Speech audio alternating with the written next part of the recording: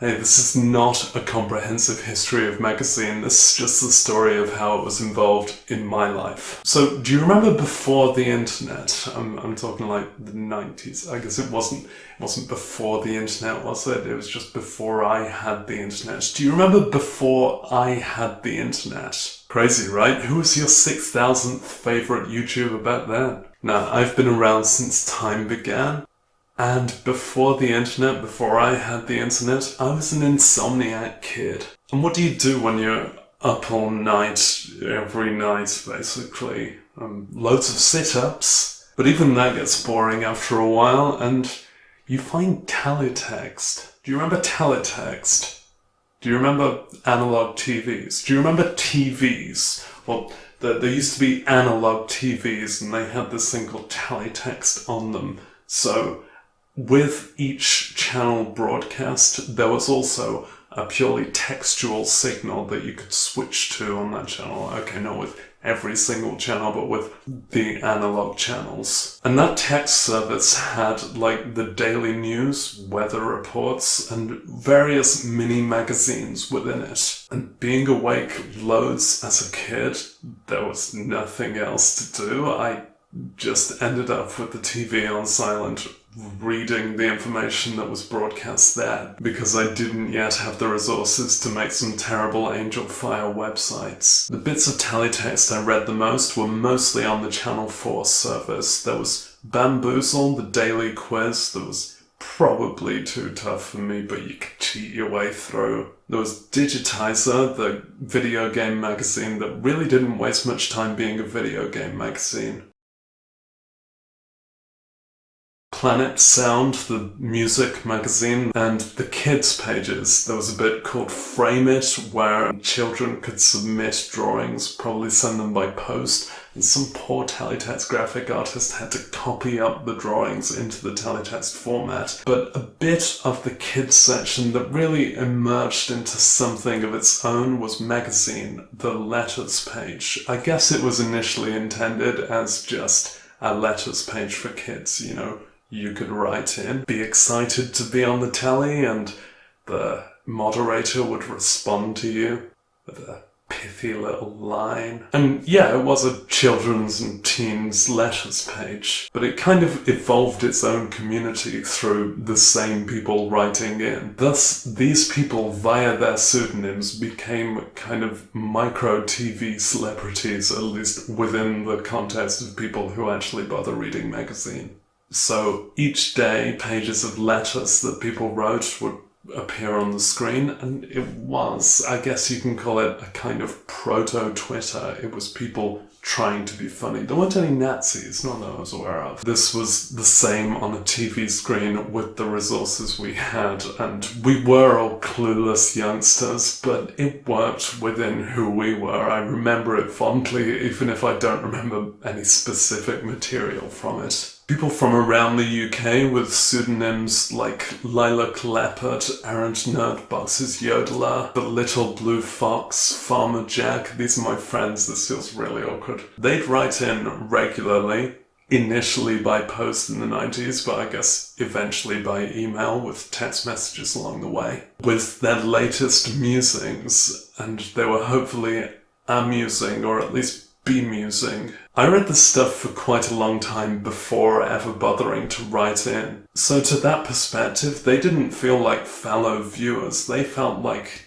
teletext contributor characters. That was kind of it. Each contributor developed their own little character voice. It really probably doesn't stand the test of time, I'm sorry, but it was great to a little kid up all night starving for content. There were like little sagas to keep up with, and just the latest amusing thing from each character. A little bit like a comic book or your other 5,999 favorite YouTubers. So initially it was handwritten stuff on postcards by kids, and someone at the teletext office had to get in character as the moderator, known as WLW, which doesn't mean women who like women, it meant White Line Warrior.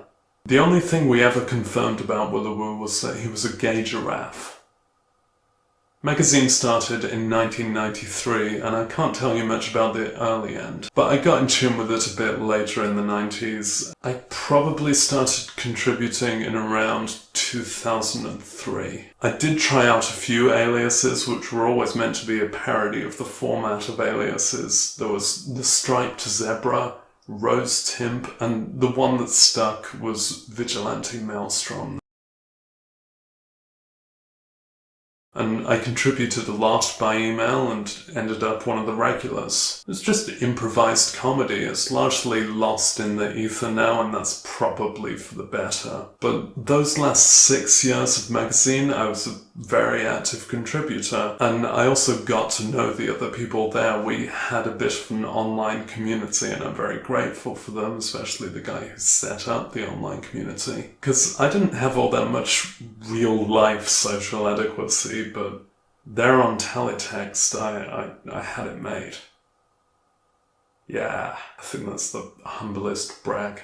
There were a lot of annoying contributors. There were a lot of people who just didn't really get it and adjust to the environment of Mega-Zine and just treated it like a casual letters page. And there was a casual trashy letters page over on the other channel, but we don't talk about that. There was a bit of a community grammar that we had developed together. I mean, less so me, I was one of the later contributors, but the other contributors and the moderator made Mega-Zine its own thing, this comedy page with a variety of anecdotes from various recognizable characters each day. Mega-Zine kind of collapsed around itself in the last few years just because technology was moving on from Teletext. I kept contributing a lot, which could explain the downfall. I moderated it once, hence this. And when it shut down for good in 2009, I wrote it a eulogy song. And you can check out that song if you want something with loads of specific references to stuff you'd not heard of. That's 10 years ago now, it's gone, and there won't ever be anything quite like it, but there are lots of things that are a bit like it. So I've mentioned it's a bit like Twitter, but it's also a bit like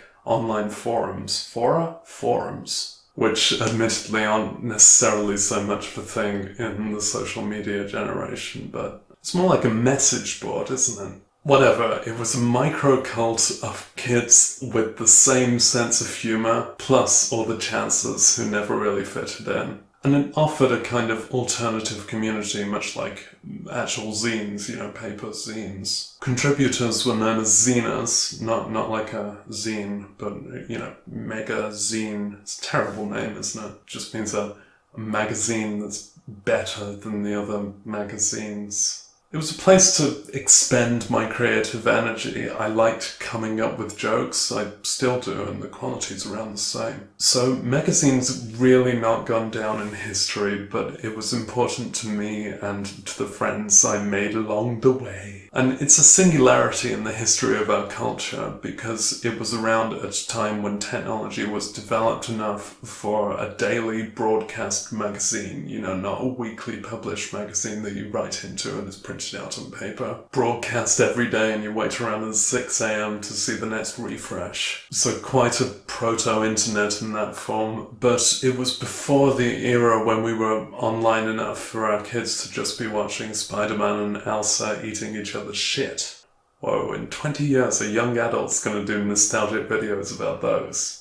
I made a lot of lasting friends in that community. It's always going to be very important to me. Those are friends who think like me and share my interests because they were also the kids who ended up writing to Mega-Zine. It takes a special kind of fuck up to end up down that path. Anyway, Mega-Zine and the friends I made there are always going to be important to me, and I think it's something that not many people know about, so I'm an educational video. What's this nonsense here that we were reading, man? You won't understand, it's a zine thing.